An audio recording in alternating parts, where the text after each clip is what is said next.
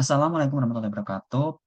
Yang terhormat Pak Sugi sebagai pengampu mata kuliah Mekanika Fluida. Perkenalkan nama saya Muhammad Surya Putra dengan NIM 082111333040. Di sini saya akan menjelaskan mengenai lanjutan dari soal nomor satu, yaitu pertanyaan-pertanyaan yang telah di-generate oleh teman-teman satu kelas.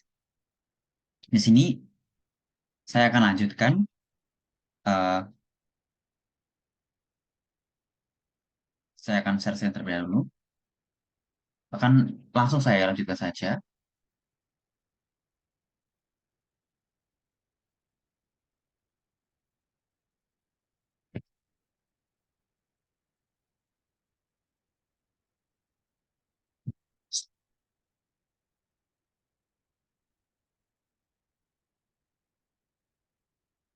Di sini kita sampai sini tadi ya.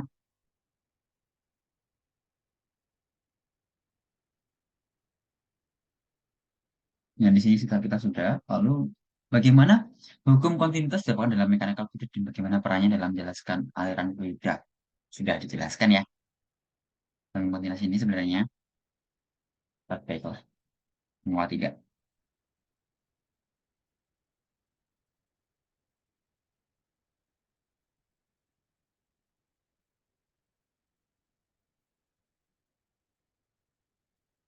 Ini langsung saja.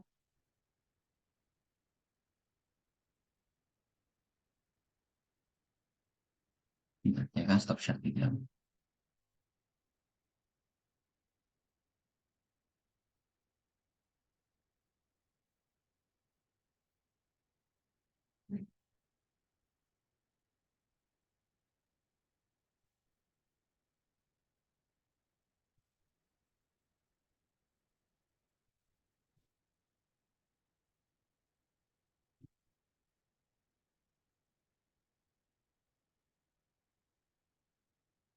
Jadi di sini hukum kontinuitas merupakan salah satu prinsip fundamental dalam mechanical fluida yang menyatakan bahwa aliran massa fluida harus tetap konstan dalam suatu sistem tertutup, asalkan tidak ada sumber ataupun penyerapan massa di dalam sistem. Nah, ini sebenarnya tadi sudah dijelaskan ya. Lalu untuk perbedaan antara aliran ini, aliran laminar dan juga aliran turbulen. Nah, ini juga sudah dijelaskan. Lalu di sini aplikasi hukum kontinuitas dalam teknik desain sistem pipa. Hukum kontinuitas digunakan dalam desain sistem pipa untuk memastikan bahwa aliran fluida dalam pipa konsisten dan efisien dengan menerapkan hukum kontinuitas dimensi pipa, kecepatan aliran, dan juga tekanan yang dapat dihitung dan disesuaikan untuk memenuhi kebutuhan aliran yang diinginkan. Lalu perencanaan aliran fluida dalam mesin fluida. Dalam perencanaan mesin fluida seperti pompa atau turbin, hukum kontinuitas digunakan untuk mengoptimalkan desain dan kinerja mesin fluida untuk mencapai efisiensi maksimum. Lalu untuk selanjutnya itu bagaimana hukum kontinuitas digunakan untuk memodelkan aliran fluida kompleks seperti aliran turbulen yang memiliki karakteristik yang tidak dapat diprediksi. Baik, mari kita cari tanyakan hal ini kepada ChatGPT. Meskipun aliran turbulen memiliki karakteristik yang kompleks dan sulit diprediksi, hukum kontinuitas tetap merupakan prinsip fundamental yang digunakan dalam pemodelan aliran fluida. Seperti yang saya katakan tadi, walaupun itu kompleks, walaupun itu turbulen, tapi tetap saja akan memenuhi kontinuitas yang tetap.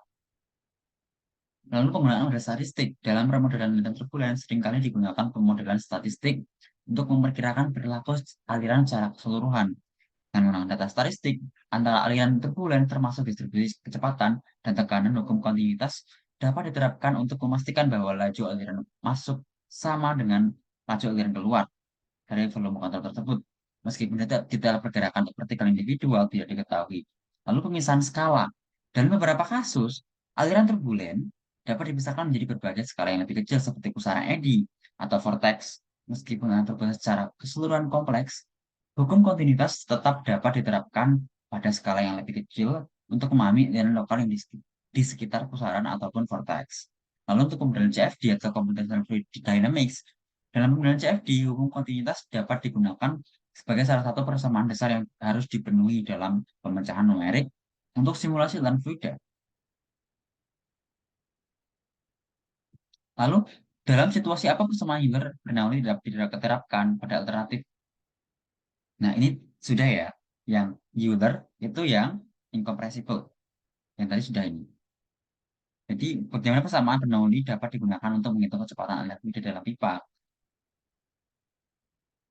Ya, karena P1 sama dengan P1 plus setengah rho V kuadrat. Itu adalah V-nya. So, ya.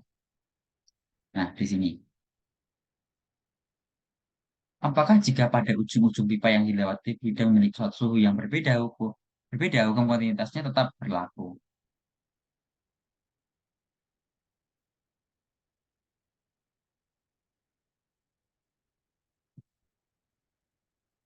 Harusnya ya. Tapi harus ada tambahan eh, suhu. Di sini mungkin suhunya di energi, ya kan? Konservasi massa, bahkan suhu bukan untuk suhu atau energi. Ini berarti bahwa jumlah massa penting yang masuk dalam pipa harus sama dengan jumlah massa fluida yang keluar dari pipa.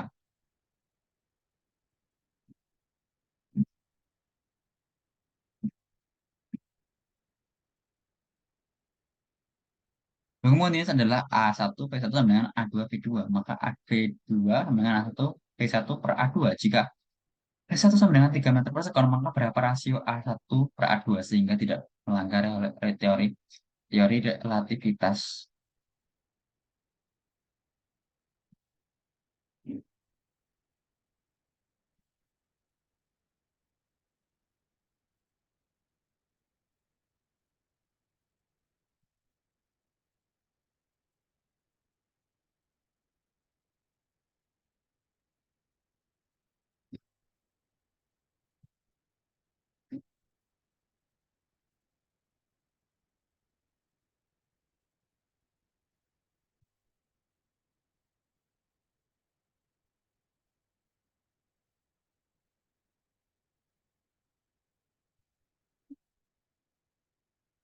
Untuk menjawab pertanyaan ini, kita perlu memahami bahwa hukum kontinuitas dapat diberikan. Nah, di sini ya, kecepatannya mendekati kecepatan cahaya.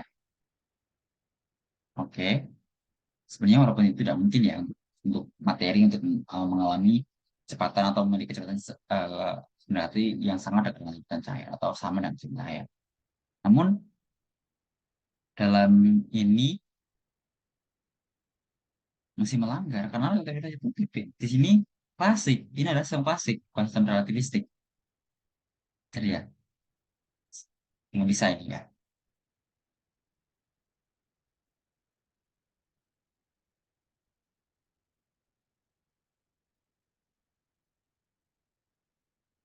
Jika kita menggunakan hukum kontinuitas untuk membandingkan dua kondisi yang berbeda, yaitu ketika pipa tersebut dibuat oleh fluida X dan fluida Y, dan dengan asumsi kecepatan fluida pada bagian masuk P1 sama dengan untuk kedua fluida, maka kita dapat menulis persamaan hukum kontinuitas sebagai berikut. Ini yang tadi.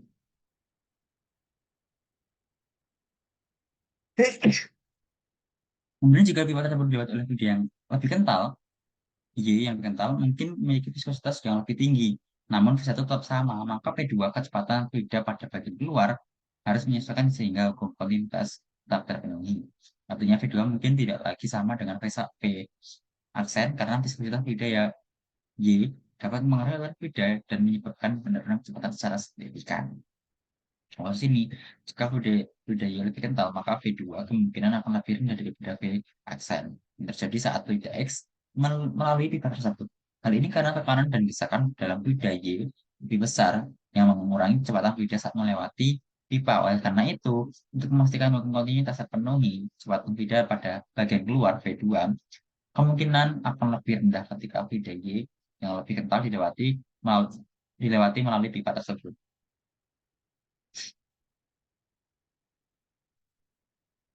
Bagaimana hukum kontinuitas?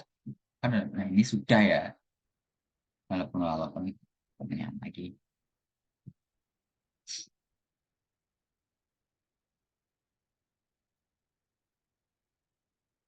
Penerapan hukum kontinuitas dalam analisis aliran fluida dalam pipa atau saluran terbuka.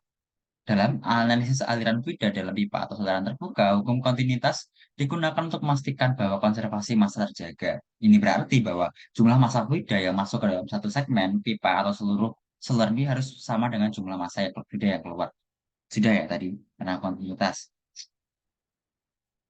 Di sini dalam pipa dengan penampang konstan dan kontinuitas dapat ditentukan dengan A1, B1, A2, B2, dan di mana A2 dan A2 dan A1 adalah luas penampang pipa pada bagian masuk dan keluar. Sedangkan B1 dan B2, nah ini. Dalam saluran terbuka, hukum kontinuitas juga berlaku. Namun perlu mempertimbangkan variasi luas penampang saluran sepanjang aliran. Kesamaan hukum kontinuitas untuk saluran terbuka dapat dituliskan sebagai turunan pertama dari M1 sama dengan turunan kedua pertama dari M2, di mana turunan pertama dari M1 dan perturunan pertama dari M2 adalah laju aliran massa pada bagian masuk dan keluar. Peran hukum kontinuitas dalam menjaga konsisten si aliran massa dalam sistem aliran fluida. Tadi ya ini eh, hukum kontinuitas memiliki peran kunci dalam menjaga konsistensi aliran massa dalam sistem aliran fluida dan memastikan bahwa jumlah massa fluida juga yang masuk sama dengan jumlah yang keluar. Ya, dia ya. Lalu penerapan hukum kontinuitas dalam memahami dan menganalisis aliran fluida dalam sistem biologis. Di sini dalam sistem biologis seperti peredaran darah manusia atau aliran udara dalam sistem pernapasan, hukum kontinuitas juga berlaku. Prinsip ini memantau penjaga konsistensi aliran darah atau udara dalam sistem biologis. Dalam sirkulasi udara, misalnya hukum kontinuitas, memastikan bahwa jumlah darah yang dipompa oleh jantung sama dengan jumlah darah yang mengalir melalui pembuluh darah di seluruh tubuh. Dalam sistem pernapasan, hukum kontinuitas membantu memastikan bahwa jumlah udara yang masuk ke paru-paru sama dengan jumlah udara yang keluar dari saat bernafas. Dengan memahami dan menerapkan hukum kontinuitas, kita dapat memahami dan menganalisis aliran fluida dalam sistem biologis dengan lebih baik serta mengidentifikasi potensi masalah atau gangguan yang mungkin terjadi dalam aliran tersebut.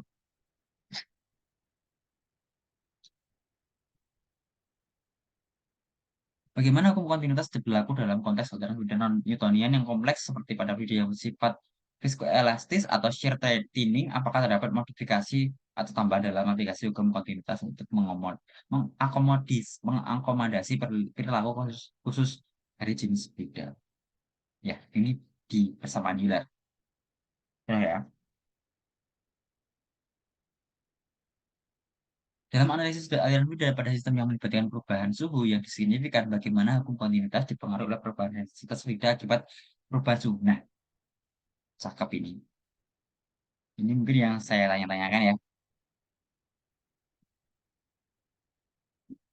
Perubahan suhu yang signifikan dalam sistem aliran fluida dapat mempengaruhi densitas fluida karena densitas suhunya berbanding dengan suhu.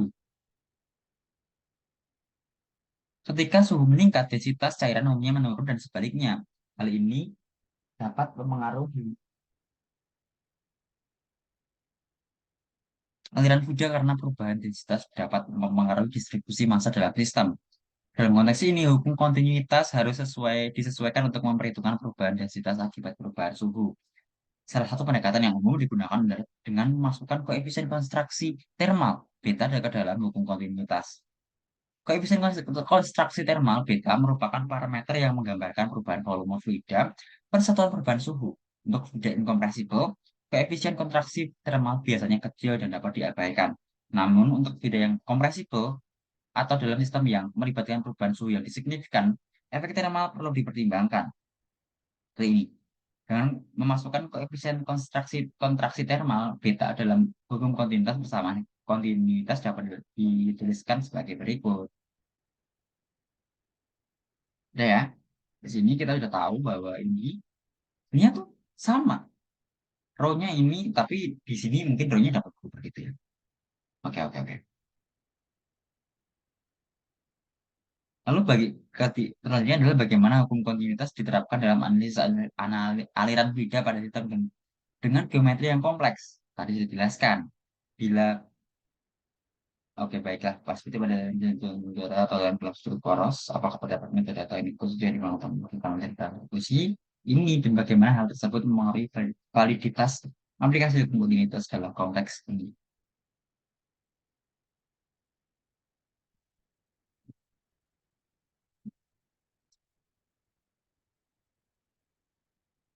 Dalam analisis aliran fluida pada sistem dengan geometri yang kompleks, seperti pada aliran dalam jaringan pembuluh darah atau aliran dalam struktur poros, penerapan hukum kontinuitas tetap relevan. Namun karena kompleksitas geometri dan sifat aliran yang mungkin tidak homogen atau bahkan tidak teratur, diperlukan metode atau teknik khusus untuk membedakan aliran dalam kondisi ini, yaitu metode elemen hingga atau finite element method.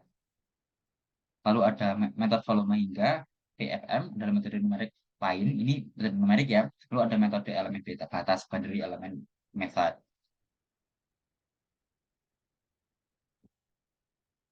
Lalu jelaskan bagaimana persamaan Bernoulli dapat digunakan untuk menjelaskan mengapa air mengalir lebih cepat di bagian tengah sungai dibandingkan di tepi sungai. Ya, karena ada viskositas dan karena ada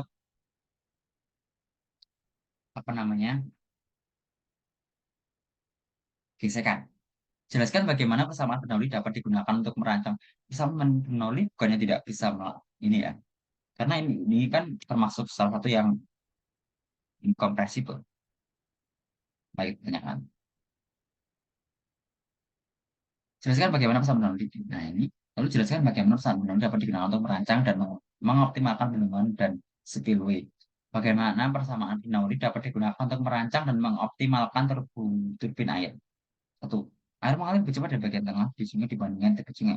Sama benar adalah persamaan konservasi energi untuk aliran tidak incompressible yang mengasumsikan aliran tidak viskos, tidak ada eksternal, dan tidak ada perubahan dalam energi dalam bentuk panas. Bersama ini dinyatakan bahwa total energi dalam aliran tidak tetap atau konstan. Ketika diterapkan pada aliran sungai, persamaan Bernoulli dapat membantu menjelaskan mengapa air mengalir lebih cepat di bagian tengah dibandingkan di tepi sungai. Pada bagian tengah sungai, kedalaman air biasanya lebih dalam. Nah, di sini mungkin yang dimaksud bukan itu ya. Sebenarnya untuk yang tadi viskositas itu di persamaan Euler. Jadi tidak. Lalu B merancang dan mengoptimalkan bendungan dan spillway. Persamaan Bernoulli juga dapat digunakan untuk dalam merancang dan mengoptimalkan seperti yang telah dikatakan tadi. Ini memberikan tinggi minimum yang diperlukan untuk spillway agar aliran air dapat tetap stabil dan tidak terjadi banjir. Lalu dapat juga digunakan untuk optimalisasi desain bendungan dan spillway dengan mempertimbangkan distribusi energi potensial kinetik dan juga tekanan dalam aliran air. Dengan memanfaatkan prinsip Bernoulli, insinyur dapat merancang struktur yang efisien, aman, dan juga untuk mengontrol air. Lalu merancang dan mengoptimalkan turbin air. Di sini juga relevan dalam merancang dan mengoptimalkan turbin air. Turbin air sendiri kan mengubah energi kinetik aliran air menjadi energi mekanik yang dapat digunakan untuk menghasilkan listrik. Dalam proses ini, distribusi energi dalam aliran air sangat penting. Dengan menggunakan persamaan Bernoulli, insinyur dapat memperkirakan tekanan dan juga kecepatan aliran air dari sebelum dan sesudah turbin dengan mempertimbangkan perbedaan energi, potensial energi kinetik, dan juga energi tekanan. Insinyur dapat merancang turbin yang efisien untuk menghasilkan tenaga listrik dengan maksimalkan pemanfaatan energi aliran air.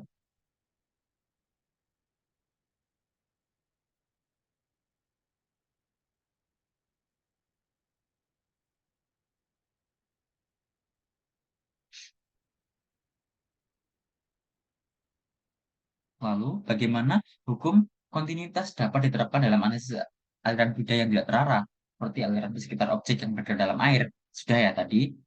Lalu, dalam situasi apa persamaan Euler dan Bernoulli tidak dapat diterapkan dan apa alternatif yang dapat digunakan? Sudah juga. Oh, alternatifnya dia minta alternatif. Oke, baiklah.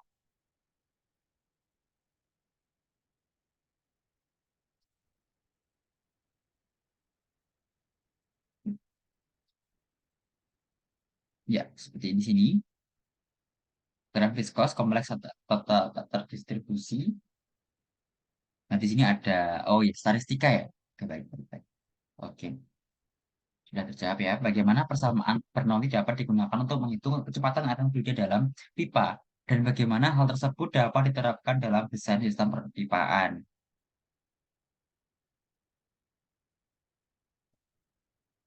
Tadi sudah ya, sudah ini. Dalam konteks pengukuran tekanan fluida, bagaimana kita dapat memastikan akurasi pengukuran tekanan fluida statis? Nah, ini baru itu statis. Baik, bagus.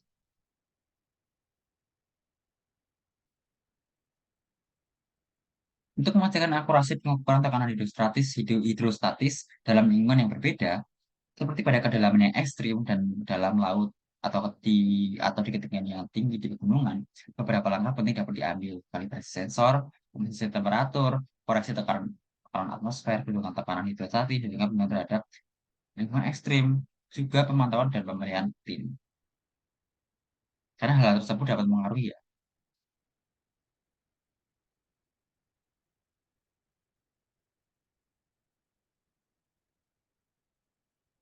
Dalam hubungan dengan aliran laminar, bagaimana distribusi tekanan dalam fluida di sekitar benda padat yang bergerak seperti sayap pesawat, terbang, atau baling-baling turbin angin yang mempengaruhi efisiensi dan stabilitas aerodinamis perangkat tersebut.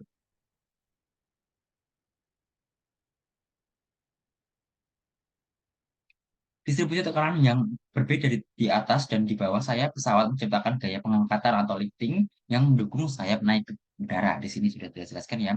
Lalu ada drag hambatan, juga ada stabilitas dan kontrol. Di sini hambatan itu biasanya dari aerodinamis ya, tekanan udara yang lebih tinggi di bagian depan dan benda dapat cenderung menyebabkan drag tekanan. Sedangkan gaya gesekan pada permukaan benda dapat juga menyebabkan drag gesekan.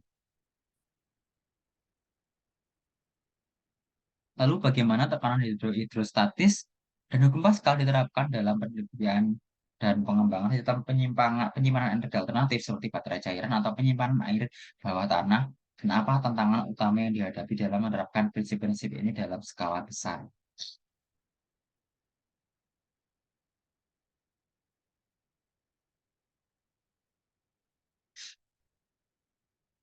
Tekanan hidrostatis dan hukum Pascal dapat diterapkan dalam penelitian dan pengembangan. Penyimpanan energi dalam baterai cairan. Dalam baterai cairan, tekanan hidrostatis dapat dimanfaatkan untuk menyimpan energi, misalnya dalam baterai cairan dengan sistem ketekanan hidrolis. Energi disimpan dalam bentuk tekanan hidrostatis dan dihasilkan oleh cairan yang dikompresi. Ketika energi dibutuhkan, tekanan hidrostatis ini dilepaskan untuk menggerakkan generator atau mesin. Lalu nomor dua yaitu penyimpanan air di bawah tanah. Penyimpanan air bawah tanah juga dapat dimanfaatkan sebagai sistem penyimpanan energi alternatif.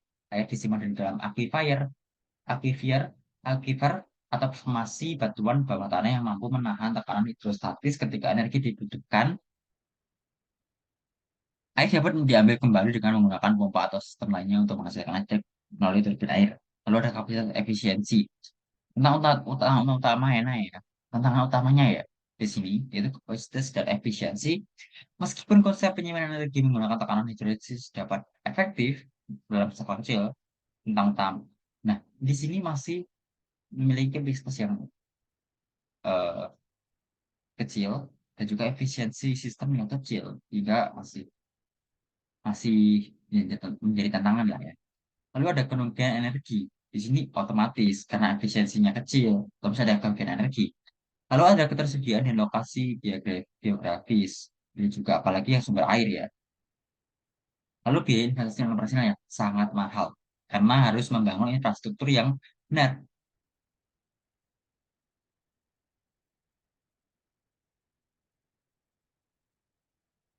Lalu di sini bagaimana pelaku, oke baiklah kita akan di sini mungkin saya akan mengebut ya.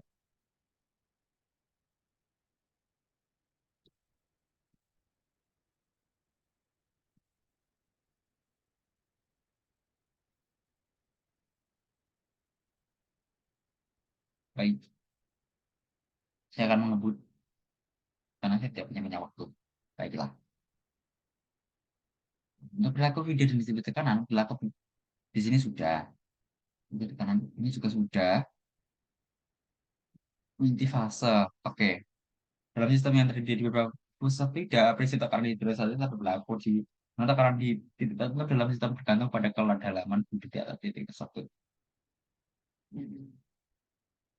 Penerapan hidrostatis dalam pengembangan teknologi. Peringatan dini untuk angin puting beliung, lalu ada pendinginan komputer dan aliran laminar, gabungan hukum Pascal dan prinsip Bernoulli. Aliran laminar dalam perancangan sistem pipa memiliki terhadap efisiensi energi dan keberlanjutan operasional. Aliran laminar dalam perancangan sistem pipa dapat menghasilkan kehilangan energi yang lebih rendah akibat gesekan yang pada gilirannya meningkatkan efisiensi energi sistem. Selain itu, aliran laminar dapat mengurangi risiko kerusakan pada sistem pipa dan juga komponen, meningkatkan keberlanjutan operasional sistem.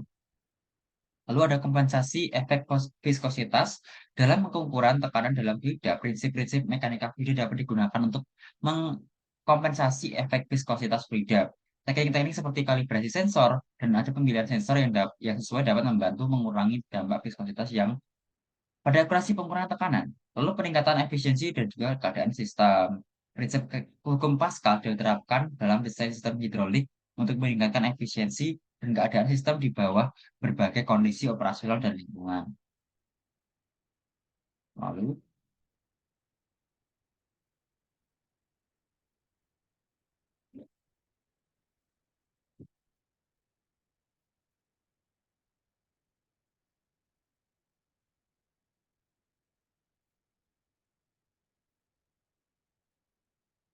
selanjutnya, yang pertama adalah perubahan kecepatan air dalam aliran laminar dan distribusi tekanan.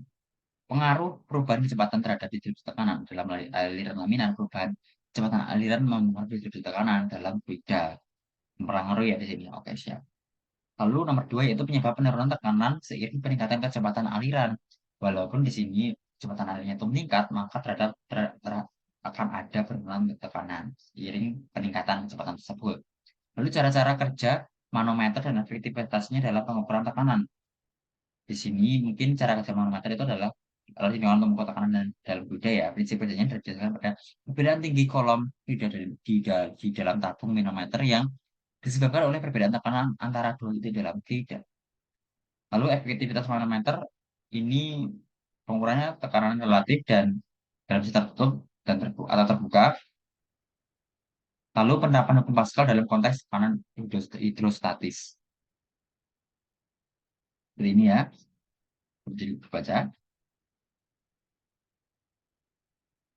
Lalu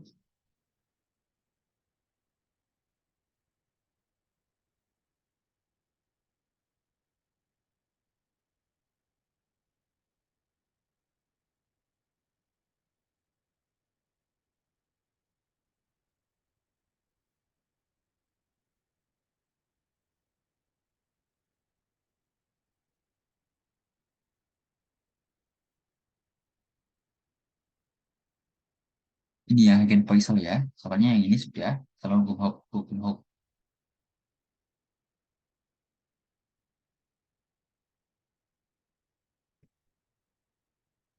ini sudah. Nah, di sini aplikabilitas hukum Hooke dan hukum Ida. Hukum Hooke yang biasanya digunakan untuk menggambarkan elastisitas benda padat tidak berlaku untuk fluida karena fluida tidak menunjukkan perilaku elastis yang sama seperti benda padat.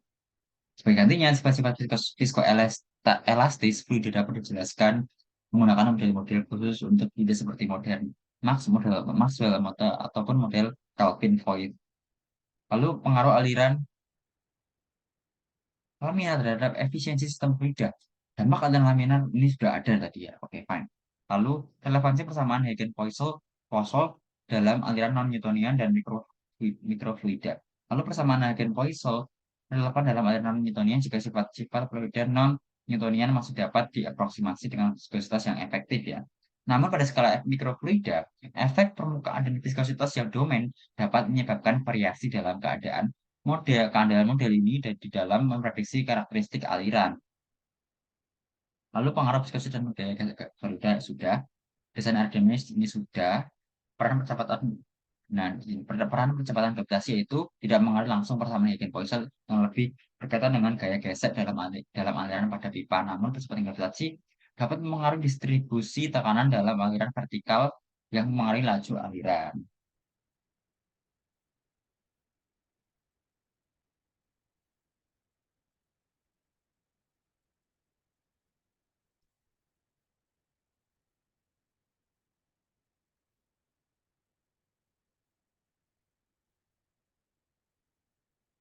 Sini, oke, terakhir ya ini.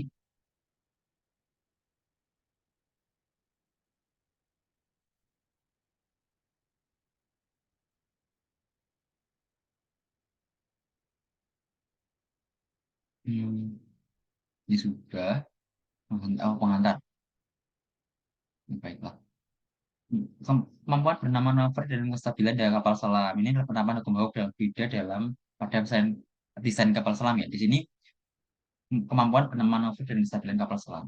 Lalu ada aplikasi aliran laminar dalam Produksi semikonduktor yaitu meningkatkan kualitas dan keandalan perangkat elektronik. Lalu nomor tiga yaitu menggunakan persamaan aliran Hagen-Poiseuille dalam desain sistem penghantar infus medis. Di sini pengiriman cairan yang tepat, di sini berguna untuk pengiriman cairan yang tepat dan aman. Lalu ada aplikabilitas hukum Hooke pada fluida, yaitu dengan di kondisi di mana fluida menurut hukum Hooke adalah diterapkan pada fluida dalam kondisi di mana deformasi fluida berada dalam batas elastis yang linier. Lalu ada aliran laminar versus turbulen. Kondisi optimal untuk aliran laminar adalah atau turbulen. Aliran laminar sendiri sering diinginkan dalam aplikasi di mana transfer panas atau massa harus terjadi dengan presisi tinggi, seperti dalam sistem pendinginan, komputer atau produksi semikonduktor.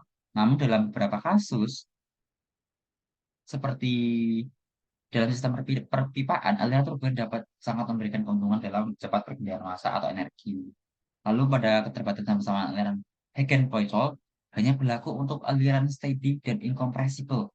Persamaan aliran Hagen-Poiseuille hanya berlaku untuk aliran steady, tetap, dan juga incompressible. Untuk lain yang lebih kompleks, aliran transient atau komprensibel, diperlukan metode atau metode tambahan yang menganalisis distribusi tekanan kecepatan dalam beda dengan lebih akurat.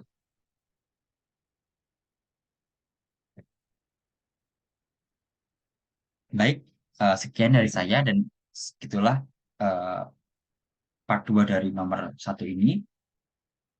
Mohon maaf yang sebesar-besarnya dan terima kasih untuk Pak Sudi dan juga teman-teman telah menemani sebelum UTS. Saya cukupkan dan saya minta maaf. Wassalamualaikum warahmatullahi wabarakatuh.